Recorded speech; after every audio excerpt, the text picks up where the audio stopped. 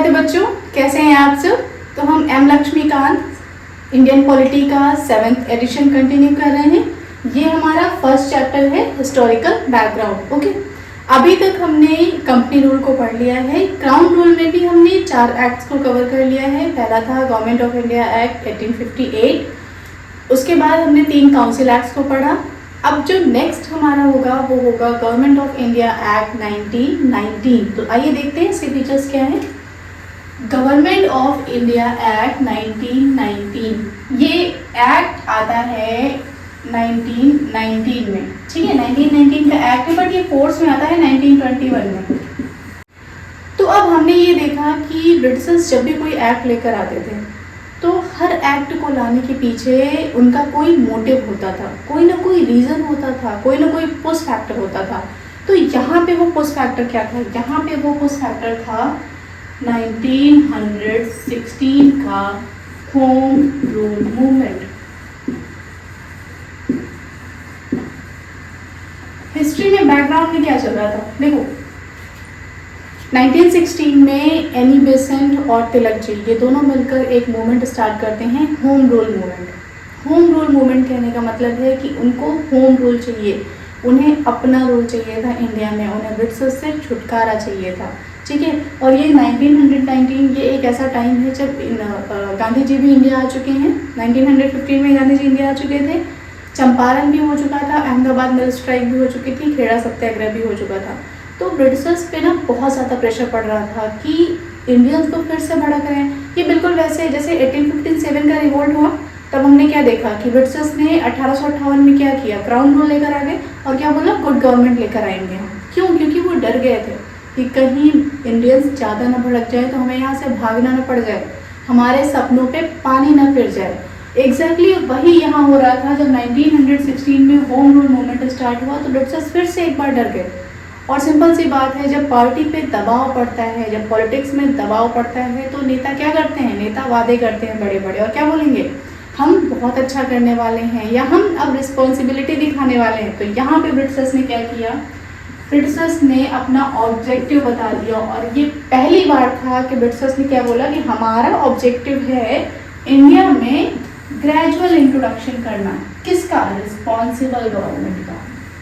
Britishers बोलने लगे कि हमारा तो ये ऑब्जेक्टिव ही है कि इंडिया में रिस्पॉन्सिबल गवर्नमेंट लेकर आए, ठीक है। और ये ऐसा क्यों कर रहे थे? क्यों? क्योंकि ये होम रूल मूवमेंट हो रहा था, ठीक है। होम रूल मूवमेंट के दबाव में आकर ये बोल रहे थे कि हम रिस्पॉन्सिबल गवर्नमेंट लाएंगे। अब ये इनका वादा था, बड़े बड़े वादे थे, ठीक है, ताकि जो इंडियंस हैं वो और ज़्यादा ना विद्रोह कर दें। ओके, 1857 की तरह ना हो जाए, चीज़ें थोड़ा नॉर्मल हो जाए, इंडियंस को ये लगे कि हाँ ब्रिटिशर्स कुछ करेंगे। तो इसीलिए फर्स्ट टाइम ऐसा हुआ कि इन्होंने बोला कि हमारा जो ऑब्जेक्टिव है वो है ग्रेजुअल इंट्रोडक्शन करना। किसका? रिस्पॉन्सिबल गवर्नमेंट का। अब हम रिस्पॉन्सिबल गवर्नमेंट लेकर आएंगे, ठीक है। तो चलिए देखते हैं फीचर्स क्या हैं इस एक्ट के। क्या वो रिस्पॉन्सिबल गवर्नमेंट लेकर आ रहे थे या नहीं आ रहे थे, या जस्ट वो हमें बस बना रहे, ठीक। तो पहला जो ऑब्जेक्टिव था, इसका पहला जो फीचर था वो था एडमिनिस्ट्रेटिव सब्जेक्ट्स को डिवाइड करना। किसमें? 2 टाइप से। पहला तो सेंट्रल सब्जेक्ट्स और दूसरा प्रोविंशियल सब्जेक्ट्स। जो सब्जेक्ट्स थे, सब्जेक्ट्स का मतलब क्या है, ऐसे चीज़ें जिस पर लॉ बनाया जा सकता है, तो उसको इन्होंने 2 पार्ट्स में बांट दिया था। पहला तो सेंट्रल सब्जेक्ट्स में, दूसरा प्रोविंशियल सब्जेक्ट्स में। सेंट्रल सब्जेक्ट्स वो सब्जेक्ट हुआ करते थे जिसपे वायसरॉय की जो लेजिस्लेटिव काउंसिल है सेंटर पे, ठीक है, जिसको मिनी पार्लियामेंट बोलते थे। जो मिनी तो नहीं रह गई होगी, इतने सारे मेंबर्स बढ़ गए होंगे, तो वो पार्लियामेंट हुई। तो उस टाइम की जो पार्लियामेंट थी वो जिस पे लॉ बना रही थी वो सेंट्रल सब्जेक्ट्स थे। और प्रोविंशियल सब्जेक्ट्स का मतलब क्या है, ऐसे लॉज जिस पे प्रोविंसेस की लेजिस्लेटिव काउंसिल लॉ बना रही हो। ओके, अब ये बिल्कुल अभी की तरह है ना, जैसे सेंटर में पार्लियामेंट को सब्जेक्ट्स पे लॉ बनाता है तो उससे हम यूनियन सब्जेक्ट्स बोलते हैं। स्टेट में जिस पे स्टेट की लेजिस्लेटिव असेंबली या लेजिस्लेटिव काउंसिल लॉ बनाती है उसको हम क्या बोलते हैं, स्टेट लॉज बोलते हैं ना, स्टेट सब्जेक्ट्स बोलते हैं, ठीक है। तो ये बिल्कुल वैसे ही था, सेंट्रल सब्जेक्ट और प्रोविंशियल सब्जेक्ट्स 2 सब्जेक्ट्स में डिवाइड कर दिया गया था। और इसको बोला गया था डिवोल्यूशन लॉ। डिवोल्यूशन लॉ का क्या मतलब है, यहाँ पे पावर सेंटर से प्रोविंसेस की तरफ भेजी जा रही है, ठीक है, प्रोविंसेस को और ज़्यादा ऑटोनॉमी दी जा रही है, इसलिए इसको बोलते हैं डिवोल्यूशन लॉ। लॉ पावर को डिवॉल्व किया जा रहा है, ठीक है, एक जगह से दूसरी जगह स्प्रेड किया जा रहा है, भेजा जा रहा है।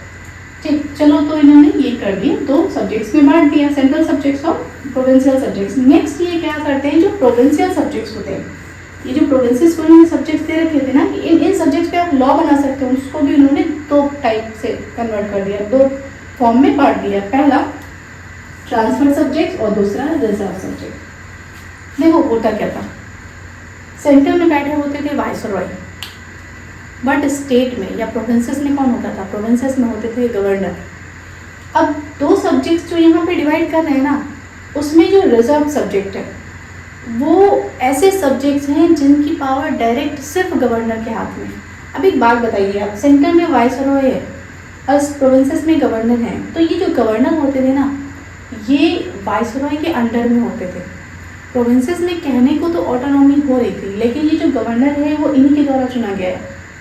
तो जब गवर्नर के पास ये सब्जेक्ट्स उन्होंने दे दिए और गवर्नर को बोल दिया कि इन सब्जेक्ट्स पे ना केवल आप लॉ बनाओगे अपने हिसाब से, आपको हाँ पूछना है तो आप किससे डिस्कस कर सकते हो, अपनी एग्जीक्यूटिव काउंसिल से, मिनिस्टर से नहीं। क्यों? अब देखो यहाँ पे हो क्या रहा है, बहुत चालाकी के साथ इन्होंने काम किया। जो मिनिस्टर्स होते थे ना प्रोविंसेस में जो मिनिस्टर हैं वो लेजिस्लेटिव काउंसिल के लिए रिस्पॉन्सिबल होते थे। इसको अभी की तरह कंपेयर करो, अभी क्या होता है, गवर्नर्स, मान लीजिए हमने कोई सब्जेक्ट्स हमने गवर्नर को दे दिए, ठीक, गवर्नर किसका बनता है, प्रेसिडेंट का, ठीक है, और गवर्नर को मिनिस्टर से नहीं पूछना है। भाई स्टेट में जो सीएम चुनकर आएगा, सीएम और मिनिस्टर्स वो तो इलेक्ट होकर आते हैं। गवर्नर को अगर कोई भी काम मिनिस्टर से पूछ के नहीं करना, मतलब कि सीएम से पूछ कर नहीं करना है, तो वो पावर इनडायरेक्टली किसके हाथ में हुई, प्रेसिडेंट के हाथ में हुई ना। क्यों? क्योंकि गवर्नर अपनी मन मर्जी से करेगा, उसको नहीं मतलब है कि सीएम क्या बोल रहे हैं। जैसे दिल्ली में भी हालत होती है, यूटी में, ठीक है, या और सारी यूटीज़ की जो हालत है, तो गवर्नर क्या करता है, गवर्नर के थ्रू प्रेसिडेंट रूल करने की कोशिश करते हैं ना स्टेट में, यूटी में, ठीक है। तो यहाँ पे ये चीज़ें हैं, यहाँ पे जो गवर्नर बैठा था उसको हमने कुछ सब्जेक्ट्स दे दिए और उसको बोल दिया कि आपको मिनिस्टर से नहीं पूछना है, मिनिस्टर से एडवाइस नहीं लेनी, और इसलिए इनको बोला गया रिजर्व, मतलब ये आपके लिए रिजर्व कर दिए हमने, है ना। आप हमारे बंदे हो वाइसरॉय के, ठीक है, आप सेंटर के बंदे हो, तो आपके लिए ये सब्जेक्ट्स हमने रिजर्व कर दिए, तो आप सेंटर के लिए काम करोगे। इन सब्जेक्ट्स पे प्रोविंसेस का कोई पावर नहीं होगा, ठीक है, प्रोविंसेस की ऑटोनॉमी दिखती है, कहने को है नहीं, ठीक। तो ऐसे कौन से सब्जेक्ट्स थे जो रिजर्व थे, वो थे police, justice, finance and land revenue. अब यहाँ पे टॉपिक्स देखिए, पुलिस किसके हाथ में, गवर्नर के हाथ में डायरेक्ट, मतलब सेंटर के हाथ में, जस्टिस सेंटर के हाथ में, फाइनेंस सेंटर के हाथ में, लैंड रेवेन्यू सेंटर के हाथ में। जितने बड़े बड़े टॉपिक्स सब वही रख रखे हैं, है ना, इंपॉर्टेंट टॉपिक्स को रख रखा है, रिजर्व कर रखा है। ट्रांसफर सब्जेक्ट ऐसे सब्जेक्ट होते थे जिसपे गवर्नर, कहने को तो गवर्नर के हाथ में पावर थी, लेकिन किसके एड के हिसाब से, एड ऑफ मिनिस्टर्स, ठीक है। और मिनिस्टर्स किसके लिए रिस्पॉन्सिबल होते थे, तो लेजिस्लेटिव काउंसिल के लिए। जैसे अभी है सीएम और जो मिनिस्टर्स होते हैं, काउंसिल ऑफ मिनिस्टर्स, वो किसके लिए रिस्पॉन्सिबल होते हैं, विधानसभा के लिए, लेजिस्लेटिव असेंबली के लिए या लेजिस्लेटिव काउंसिल के लिए, ठीक है। तो यहाँ पे अगर गवर्नर कुछ भी मिनिस्टर से पूछ के कर रहा है, सीएम से पूछ के कर रहा है, तो गवर्नर प्रेसिडेंट के हिसाब से नहीं चल सकता ना, सेंटर के हिसाब से तो नहीं चलेगा, ठीक है। गवर्नर जो भी करेगा वो जनता के लिए करेगा, ठीक, रिस्पॉन्सिबिलिटीज के हिसाब से करेगा। तो यहाँ पे ये चीज़ें थी जो ट्रांसफर सब्जेक्ट है। ट्रांसफर कहने का मतलब है हमने प्रोविंसेस को वो सब्जेक्ट ट्रांसफर कर दिए। रिजर्व सब्जेक्ट ऐसे सब्जेक्ट हैं जो दिखने में तो लग रहे हैं कि प्रोविंसेस के पास हमने भेज दिए, हमने प्रोविंसेस को बांट दिए, लेकिन हमने बांटे नहीं, हमने रखा किसके पास को, गवर्नर के पास। और उसमें aid of council of ministers की कोई ज़रूरत नहीं है, काउंसिल ऑफ मिनिस्टर्स से पूछने की कोई ज़रूरत नहीं, गवर्नर अपनी मर्जी से काम करेगा, ठीक है। तो यहाँ पे ये चालाकी कर रहे हैं। और इस सिस्टम को बोला क्या गया, ये जो इन्होंने डिवोल्यूशन किया था ना दो सब्जेक्ट्स में, प्रोविंशियल सब्जेक्ट्स को, तो इसको हम बोलते थे डेयार्की।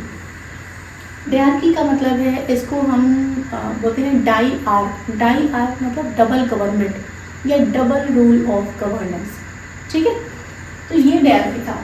ये अच्छा हाँ, ट्रांसफर सब्जेक्ट देखिए कैसे सब्जेक्ट्स हैं, education, health, agriculture, local self government, ठीक है। तो ये सिंपल जो बहुत ब्रॉड बेसिस पे होने चाहिए, तो वो सारे जो सब्जेक्ट्स रख रखे हैं वो ट्रांसफर में रख रखे हैं। लेकिन जो स्पेशल है, जैसे पैसे की बात होगी ना, जस्टिस की बात होगी, पुलिस की बात होगी, सारा कंट्रोल कहाँ पे, अभी भी सेंटर में है। ठीक है, रिजर्व सब्जेक्ट्स में इसलिए इसको डाल रखा है। ये बहुत ही अनसक्सेसफुल रहा, सक्सेसफुल नहीं हुआ था ये टीआरपी वाला सिस्टम, डबल रोल जो चला था, डबल रोल गवर्नमेंट का। ठीक है, तो ये हमने देख लिया कि टीआरपी में क्या होता था, ट्रांसफर सब्जेक्ट्स को गवर्नर एडमिनिस्ट्रेट करता था, किसकी एडवाइस से, मिनिस्टर्स की एडवाइस से। क्यों? क्योंकि मिनिस्टर्स रिस्पॉन्सिबल होते थे किसके लिए, लेजिस्लेटिव काउंसिल के लिए, जैसे हम बोलते हैं आज की विधानसभा या विधान परिषद के लिए। गवर्नर, ये जो रिजर्व सब्जेक्ट हैं वो गवर्नर एडमिनिस्ट्रेट करता था, लेकिन विदाउट एड ऑफ मिनिस्टर्स। ठीक है, तो ये किससे पूछेंगे, सिर्फ अपनी एग्जीक्यूटिव काउंसिल से, मतलब उनके अंडर में जो एग्जीक्यूटिव काउंसिल होगी उसे पूछ लिए, मतलब ही नहीं है मिनिस्टर्स से या लेजिस्लेटिव काउंसिल से। ठीक है, तो ये कभी मिनिस्टर्स से नहीं पूछते। ओके, अब जो नेक्स्ट फीचर था वो था बाइकैमरलिज्म, द्विसदनात्मक व्यवस्था।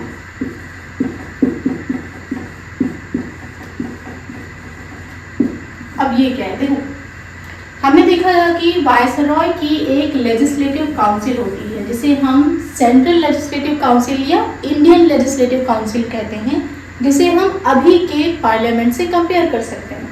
अब ये करते क्या है, वहाँ पर बाइकैमरलिज्म लेकर आते हैं, मतलब उस काउंसिल को वो जो पार्लियामेंट होता है उसके 2 सदन में कन्वर्ट कर देते हैं। जैसे अभी होता है, अभी क्या होता है, पार्लियामेंट में 2 सदन है, एक राज्यसभा दूसरा लोकसभा। राज्यसभा जिसे हम अपर हाउस कहते हैं, लोकसभा जिसे हम लोअर हाउस कहते हैं। एग्जैक्टली वैसे ही हो रहा था वहाँ पे, और इंडियन लेजिस्लेटिव काउंसिल को अब किस में कन्वर्ट कर दिया गया था, 2 हाउसेस में। और पहला हाउस था जिसे हम अपर हाउस कहते थे, उसे हम कहते थे काउंसिल ऑफ स्टेट, और जो हमारा लोअर हाउस था वो था लेजिस्लेटिव असेंबली। बस यहाँ पे एक चीज़ देखिएगा, यहाँ पे ये नाम चेंज है। ठीक है, अभी भी अपर हाउस हमारा काउंसिल ऑफ स्टेट ही है, बट लोअर हाउस हमारा लोकसभा है, हाउस ऑफ द पीपल है, बट यहाँ पे लेजिस्लेटिव असेंबली हुआ करता था उस टाइम पे, लोअर हाउस। चलिए, बाइकैमरलिज्म लेकर आ गए हम, तो एक बात बताइए, अगर बाइकैमरलिज्म आया है इंडिया में तो क्या इलेक्शंस की ज़रूरत नहीं पड़ेगी? पड़ेगी। और इलेक्शंस कैसे? Direct election. ठीक है, पहली बार डायरेक्ट इलेक्शन की नीड पड़ी, और डायरेक्ट इलेक्शन यहाँ पे जो दोनों हाउसेस है ना, अपर या लोअर, इन दोनों हाउसेस में जो मेजॉरिटी ऑफ द मेंबर्स होते थे उनको डायरेक्ट इलेक्शंस के थ्रू चुना जाता था। बट अभी क्या है, अभी ऐसा नहीं है। अभी जो हमारा लोअर हाउस है, लोकसभा है, उसमें डायरेक्ट इलेक्शन के थ्रू एमपीज बनते हैं, बट जो अपर हाउस है, राज्यसभा है, वहाँ पे इनडायरेक्ट इलेक्शन होता है। ठीक है, बट इस टाइम पे ऐसा नहीं था। इस टाइम पे दोनों हाउसेस में majority of the members direct election के थ्रू चुने जाते थे। ठीक है, अब इलेक्शंस होंगे तो हमें वोटिंग राइट भी डिफाइन करना पड़ेगा कि वोट कौन कौन करेगा। ठीक, तो वोटिंग राइट जो मिला था वो लिमिटेड था। ठीक है, लिमिटेड फ्रेंचाइज दी गई थी, लिमिटेड वोटिंग राइट दिया गया था, और बेसिस क्या था वोटिंग का? बेसिस था प्रॉपर्टी, टैक्स और एजुकेशन। ठीक है, लिमिटेड वोटिंग राइट कहने का क्या मतलब है? सबको वोटिंग राइट तो नहीं दिया गया होगा ना, एडल्ट फ्रेंचाइज तो नहीं रहा होगा। तो कैसे था? जिसके पास प्रॉपर्टी है वो वोट कर सकता है, जो टैक्स पे करता है वो वोट कर सकता है, प्लस जो एजुकेटेड है वो वोट कर सकता है। तो वोटिंग राइट को यहाँ पर लिमिटेड रखा गया। ठीक है, अब सीटों का क्या किया? सीटें क्या वैसे ही थी या उसमें भी कोई चेंजेस हुए? तो जो सीटें थी उसमें भी कुछ चेंज किया इन्होंने, कम्युनल रिप्रेजेंटेशन को एक्सटेंड कर दिया। हमने 1909 के काउंसिल एक्ट में देखा कि मुस्लिम्स के लिए ये कम्युनल रिप्रेजेंटेशन लेकर आते थे, कम्युनल इलेक्टोरेट। यही काम इन्होंने सिख के लिए भी किया, इंडियन क्रिश्चियंस के लिए भी किया, एंग्लो इंडियंस के लिए किया और यूरोपियंस के लिए किया। ठीक है, तो यहाँ पे ये क्या कर रहे हैं? कम्युनल इलेक्टोरेट को बढ़ावा दे रहे हैं, कम्युनल रिप्रेजेंटेशन को बढ़ावा दे रहे हैं। ठीक है, और इसका फीचर क्या है? एक तो इसमें इन्होंने इस एक्ट के थ्रू इन्होंने ये भी किया कि जो वायसरॉय की जो एग्जीक्यूटिव काउंसिल है ना, वायसरॉय की एग्जीक्यूटिव काउंसिल जिसमें 6 मेंबर थे, उसमें से इन्होंने बोला कि आधे मेंबर इंडियंस होने चाहिए, मतलब 3 मेंबर्स जो हैं वो इंडियंस होंगे। ठीक है, इंडियंस होने चाहिए, बट कमांडर इन चीफ को छोड़कर। ठीक है, क्यों? क्योंकि कमांडर इन चीफ कौन होता था? आर्मी का हेड होता है।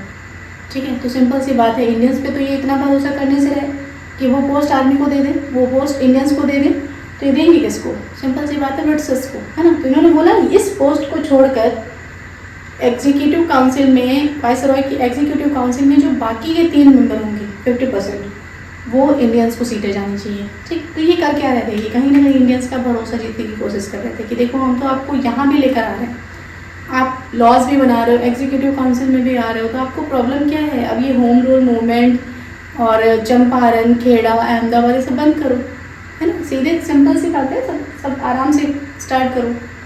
और इसके बाद आपको पता होगा जलियांवाला बाग भी इसी टाइम के आसपास होता है। तो बहुत सारे इवेंट्स बैक में चल रहे थे, जिसकी वजह से ब्रिटिशर्स को पड़ रहा था प्रेशर, उसकी वजह से ये सब हो रहा था।